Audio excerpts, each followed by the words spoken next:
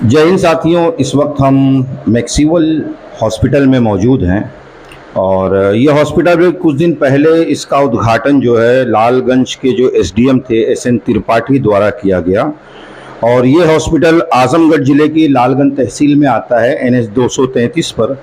और हमारे सामने जो शख्स बैठे हैं सलीम फजल जी, और बहुत ही कम उम्र में बहुत कम लोग ऐसे होते हैं जो इतनी ऊंची मकाम तक छलांग लगाते हैं, क्योंकि जिस उम्र में लोग घूमने फिरने पर और गाड़ियों को और मोबाइलों के ऊपर शौक देते हैं, उस उम्र के अंदर अगर इतनी बड़ी जिम्मेदारी को संभालना और ये अपने आप में एक बहुत अलग बात होती है। तो हम सलीम फजल जी से बात करेंगे जो मैक्सिवल हॉस्पिटल के डायरेक्टर भी हैं, मैनेजर भी हैं। तो सलीम जी, मेरा एक प्रश्न है आपसे कि जैसे आपने ये अस्पताल खोला तो इस अस्पताल में पहले कुछ और डॉक्टर थे, अब कौन से डॉक्टर हैं और उनकी क्या डिग्रियां हैं? जी, सबसे पहले तो आपका बहुत बहुत शुक्रिया, आप हमारे लिए टाइम निकाले हमारे हॉस्पिटल के लिए।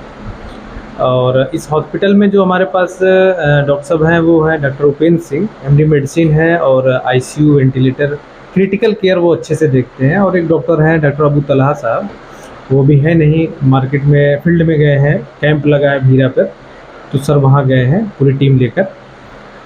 दोनों लोग हैं, दोनों एक्सपर्ट हैं, हाईली क्वालिफाइड हैं, अच्छे से क्रिटिकल केयर कितना भी रहता है, खासकर MI के पेशेंट और इमरजेंसी कितना भी एक्सीडेंटल केस आए, कुछ भी आए, और सर्जिकल अभी छोड़ के, क्योंकि न्यूरो सर्जरी और ब्रेन की सर्जरी जब होती है ये सब, क्योंकि हायर सेंटर की ज़रूरत पड़ती है, तो वो सब चीज़ें बड़े पैमाने पे, जैसे लखनऊ या तो शिफ्ट करो या बनारस वगैरह में बड़े सेंटर पे वो सब पॉसिबल है। लेकिन इस रूरल एरिया में गांव के हिसाब से हमने प्लानिंग किया था हॉस्पिटल बनाने का।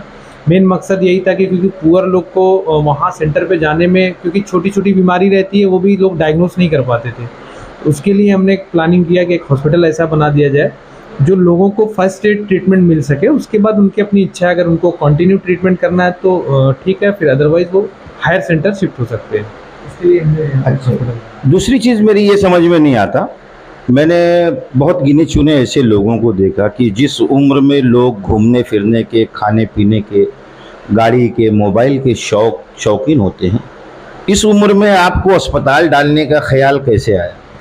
अस्पताल डालने का रीज़न ये था कि एक्चुअली हमारी चाहत थी, हमारी पहले हम कानपुर में तैयारी किए, फिर कोटा गए। मेन हमारा भी कंसर्न था MBBS वगैरह करने का, लेकिन मुकद्दर में था, हमको BDS ही मिला। तो BDS करने के बाद हम एक्चुअली अपने एडवांस डेंटल पे प्रैक्टिस खुद करते हैं। प्लानिंग यही था, फैमिली का भी प्लानिंग था, हमारे पिताजी का और खासकर बड़े पापा का, सारे लोग का प्लानिंग एक था कि अपने एरिया में लोकल में, क्योंकि हॉस्पिटल तो है, बहुत सारे हॉस्पिटल है, लेकिन एक प्री प्लान, एक सिस्टमेटिक तरीके के हॉस्पिटल इस लेवल के नहीं है कि रात में अगर 2 बजे किसी को किसी फर्स्ट एड की ज़रूरत पड़े, इमरजेंसी की, तो वो चीज़ यहाँ पॉसिबल नहीं थी। तो इसके लिए हमने कोशिश किया, एक छोटी सी कोशिश की। अच्छा सलीम साहब, जैसे आपने अस्पताल तो डाला, लेकिन बीच में कुछ ऐसा रूमर भी फैला कि आपके अस्पताल में अगर जैसे कोई आ रहा है तो उससे बिल जो है बहुत ज़्यादा वसूली जा रही थी, तो उसके बारे में आप क्या कहेंगे? एक्चुअली बाई मिस्टेक क्या था कि कुछ लोग हमारे टच में आए, कांटेक्ट में आए, और उम्र का अनुभव जानते ही बहुत मैटर रखता है, हम समझ नहीं पाए उनको, हमने फ्रंट पे रख के काम करवाया, बट हॉस्पिटल का नेगेटिव फीडबैक आने लगा, तो इमीडिएटली हमने प्लानिंग किया, उनको वहाँ से हटा दिया। और अब मैं खुद हॉस्पिटल को मैनेज करता हूँ, और अगर इस लेवल का कोई भी इलाके का, लालगंज पूरे इलाके में अगर कोई भी इस टाइप का पेशेंट है जो बहुत पुअर है और उसको लगता है कि मैं हॉस्पिटल में पे नहीं कर पाऊँगा, तो मैं तो यहाँ तक कह दिया हूँ, बॉस से भी बोल दिया हूँ कि आप मेडिसिन का और जो उससे रिलेटेड, जैसे ECG होता है, ब्लड टेस्ट होता है, आप उसको देकर हॉस्पिटल में 10 नहीं, 15 नहीं, 20 दिन नहीं, 1 महीने के अगर ट्रीटमेंट की ज़रूरत है आप रह लो, हॉस्पिटल चार्ज आपको 1 रुपया नहीं देना होगा। Like emergency charge, ICU charge, bed charge, कुछ भी चार्ज, ड्रेसिंग चार्ज, मॉनिटर, कुछ भी नहीं लगेगा अगर उस टाइप का। अभी हमारे पास हमारे गाँव के एक पेशेंट जा रहे हैं, डिस्चार्ज हो गए हैं, मुस्तकीम अहमद, पिछले 12 दिन से मेरे हॉस्पिटल में एडमिट है।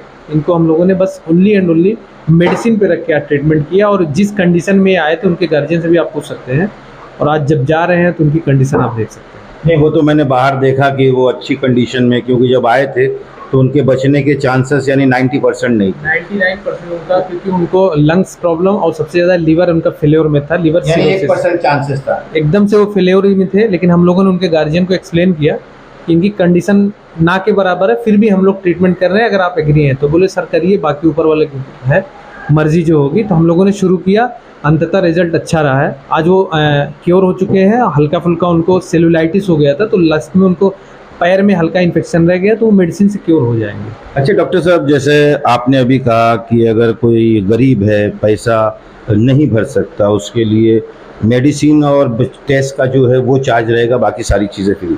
लेकिन जिस तरीके से आज एक वो फीवर फैला है, वायरस, कि लोगों को सर्दी खांसी बुखार हो रहा है, और आपने कहा कि आपका कैंप भी लगा है, तो क्या ये कैंप एक ही जगह रहेगा कि हर ग्राम पंचायत के अंदर ये कैंप लगेगा, और लगेगा तो महीने में कितने दिन लगेगा? उसमें देखिए होता क्या है कि कुछ प्रधान हमको अप्रोच करते हैं, कुछ गांव के सम्मानित सामाजिक जो सोशल लोग होते हैं वो अप्रोच करते हैं कि डॉक्टर साहब मेरे यहाँ कैंप लगवा दीजिए। वो एक्टिव होते हैं, जो गांव के लोग एक्टिव रहेंगे, जो अप्रोच करते हैं, तो हम लोग की टीम हमेशा खड़ी है। हॉस्पिटल बनाने का मकसद ही यही है, लोगों को एक बढ़िया सर्विस देना है एक अच्छे डॉक्टर से। यानी और आगे कोई भी किसी भी गांव को किसी भी जगह लगाना हो, मतलब 30-40 किलोमीटर की रेडियस में, लालगंज रेडियस में जिसको भी लगवाना होगा, वो हॉस्पिटल पे या तो नंबर रहता ही है, फ़ोन करके, या तो फ़ोन करके बता दें, मैं भिजवा दूंगा, मेरी पूरी टीम चली जाएगी। कोई भी उस चार्जेस नहीं, कोई मेडिसिन नहीं। गांव में जो भी उनको वायरल इन्फेक्शन वगैरह की 2 दिन 3 दिन 4 दिन की दवा है वो दे दिया जाएगा, सब free of cost. Free of cost है। लेकिन महीने का वो 3 से 4 कैंप लग सकता है, अगर गांव के प्रधान, हाँ, अगर चाहे सम्मानित आदमी, चाहे सामाजिक सोशल आदमी रहते हैं, वो चाहे तो लगवा सकते हैं अपने गाँव में कहीं भी। चलिए, धन्यवाद आपका समय देने के लिए। तो ये हमारे साथ थे मैक्सिवल हॉस्पिटल के डायरेक्टर मैनेजर सलीम फजल जी, और इन्होंने एक चीज़ बहुत अच्छी कही, मुझे पसंद आई, कि इतनी छोटी सी उम्र के अंदर अगर इतनी बड़ी सोच रखते हैं तो ये बहुत ही महत्वपूर्ण चीज़ें हैं। कि जिस तरीके से उन्होंने कहा कि गांव के अंदर जागरूकता बहुत ज़रूरी है, क्योंकि हर घर पे मर्द नहीं होते और हर घर वालों के पास पैसे नहीं होते। तो इन्होंने ये जो चीज़ कही कि गांव के चाहे प्रधान हो, चाहे गांव के जो सोशल एक्टिविस्ट हैं, उनका ये कर्तव्य बनता है कि वो आएँ और इनसे कहें और अपने गांव में कैंप लगाकर लोगों को जागरूक करें। मैं जाबिर शेख, प्रहारी, मुंबई से।